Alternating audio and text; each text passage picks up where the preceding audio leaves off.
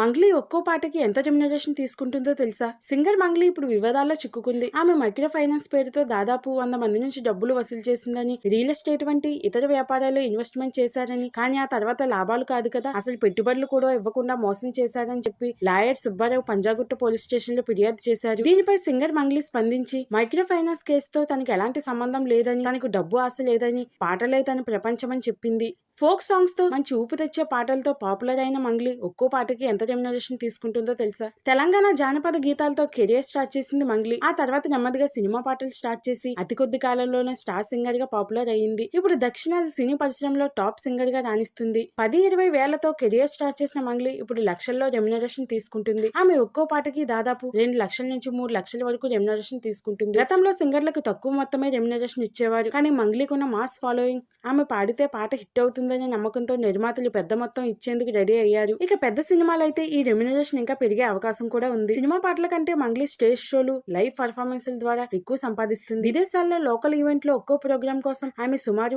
5 నుంచి 10 లక్షల వరకు డిమాండ్ చేస్తుంది. ఇక మంగ్లీ కేవలం సినిమాలకే పరిమితం కాకుండా సొంతంగా ప్రైవేట్ ఆల్బమ్ కూడా చేస్తుంది. ముఖ్యంగా బతుకమ్మ, బోనాలు, గణేశుని పండుగకి, సంక్రాంతి పండుగ వేళ ఆమె విడుదల చేసే పాటలు కోట్లలో వ్యూస్ వస్తాయి. వీటి ద్వారా వచ్చే యూట్యూబ్ ఆదాయం కూడా భారీగానే ఉంటుంది. ఇలా 4-5 దారుల్లో బాగానే సంపాదిస్తుంది మంగ్లీ. ఆమె ఆదాయం ఇప్పుడు స్టార్ సింగర్స్ ని మించి ఉంది.